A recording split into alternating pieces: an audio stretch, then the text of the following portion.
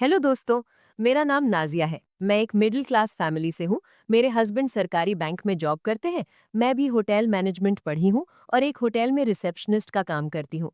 ये मेरी कहानी बिल्कुल सच्ची है, जो मेरी जिंदगी का एक बहुत अहम हिस्सा है। हमारी शादी को 5 साल हो चुके थे, लेकिन मैं माँ नहीं बन पा रही थी। मेरी ससुराल फैसलाबाद में है और मैं और मेरे पति शौहर इस्लामाबाद में जॉब करते थे। मैं अपने पति हम्माद से बिल्कुल खुश नहीं थी। वो बिस्तर में कुछ कर ही नहीं पाते थे। मैं अपने पति के साथ हमेशा असंतुष्ट यानी गैर मुतमईन ही रहती थी। जब तक मेरा उरूज आता, उससे पहले ही हम्माद फारिग हो जाता। इसके बाद मेरे अंदर सब कुछ एकदम खाली खाली सा लगता था। यानी साफ लफ्जों में लिखूं तो कोई मजा ही नहीं आता था। मुझे तो अब कोई मजबूत साथ और लंबा वक्त चाहिए था। कुछ वक्त बाद जब बच्चा नहीं ठहरा तो मैंने हम्माद से कहा, मुझे हमल क्यों नहीं ठहर रहा है। इस पर वो चुप हो गए। इस मौजू पर काफी ठंडे दिमाग से बहस करने के बाद मैंने और हम्माद ने फर्टिलिटी क्लिनिक में अपनी जांच करवाई। पता चला कि हम्माद को इस्तादगी का मसला यानी इरेक्टाइल डिस्फंक्शन है और उनका स्पर्म काउंट भी बहुत कम है।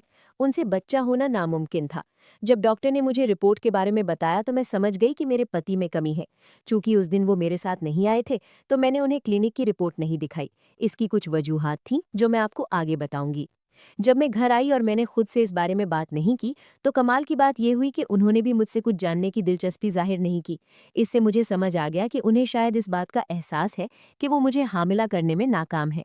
इस बात को जब काफी दिन बीत गए, तो मेरी सास मुझे बच्चा पैदा न करने के सबब भला बुरा कहने लगी थी। वो मुझे ही कसूरवार ठहराती थी।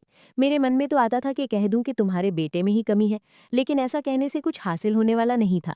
सास जब तब ताने देती रहती और कहती तू बांझ है। मैं बस कूड़ कर रह जाती थी। इसी बीच मेरे हस्बैंड की पोस्टिंग पेशावर हो गई, जो यहाँ से 200 किलोमीटर दूर है। वो वहाँ शिफ्ट हो गए। अब वो हफ्ते में सिर्फ हफ्ते की शाम को आते और इतवार की शाम को चले जाते। बाकी दिन मैं अकेले ही अपने किराए के फ्लैट में रहती थी। वो वापस ट्रांसफ़र के लिए कोशिश करते रहे और 2 साल बाद आखिरकार ट्रांसफ़र मिल ही गया, क्योंकि मैं इस्लामाबाद में जॉब कर रही थी।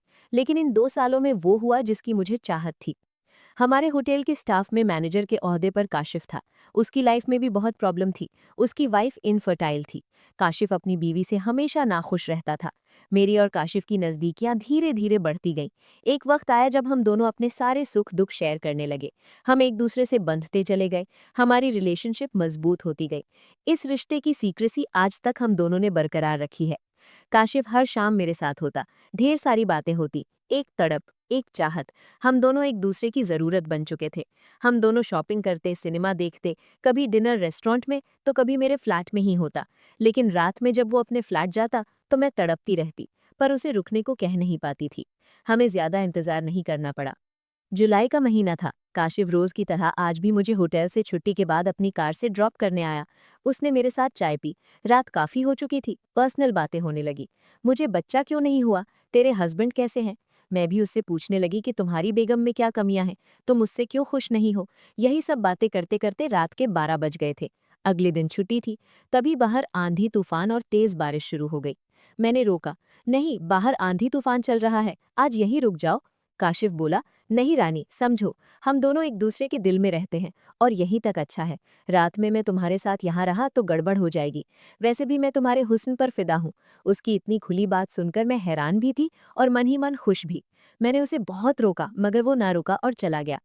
करीब 20 मिनट बाद फिर से डोरबेल बजी। मैं समझ गई कि काशिफ अब मेरे सपनों का राजा बन चुका है। वो ऐसे नहीं जा सकता। मैंने फौरन दरवाज़ा खोला। काशिफ पूरी तरह भीगा हुआ था। तेज हवाएं चल रही थीं। वो पानी में लथपथ आधे रास्ते से वापस लौट आया था। मैंने कहा, काशिफ, मैंने कहा था ना मत जाओ, मेरी तो सुनते ही नहीं। वो चुप था। मैं फिर से बोली, चलो अपने कपड़े बदल लो, मैं वॉशिंग मशीन में डाल देती हूँ, जल्दी सूख जाएंगे। मैंने उसे तौलिया पकड़ा दिया। उसने अपने सारे भीगे कपड़े उतार दिए। उसका अज़्व पूरी तरह तैयार था। उसने छिपाने की कोई कोशिश भी नहीं की। मैं बस देखती रह गई। तभी बिजली चली गई। मैंने खिड़कियां दरवाजे बंद कर दिए, पर्दे ठीक कर दिए। कमरे में सिर्फ एक टॉर्च की हल्की रोशनी थी। तभी काशिफ ने कहा, रानी, क्या हुआ है तुम्हें? प्लीज यहाँ मेरे पास बैठो, मुझे पता है तुम्हें क्या चाहिए मुझसे। मैं उसके साथ सोफे पर बैठ गई। उसने पूछा, आज जो तुमने देखा वो कैसा लगा? मैंने कहा, मस्त, कड़क, प्यारा सा है तुम्हारा, मुझे बहुत पसंद है। आज चलो दोनों मजे कर लेते हैं। तुमने मुझे बहुत तड़पाया है, आज नहीं छोड़ूंगी तुम्हें। इतना खुलकर मैंने कैसे कह दिया मुझे खुद समझ नहीं आया। फिर हम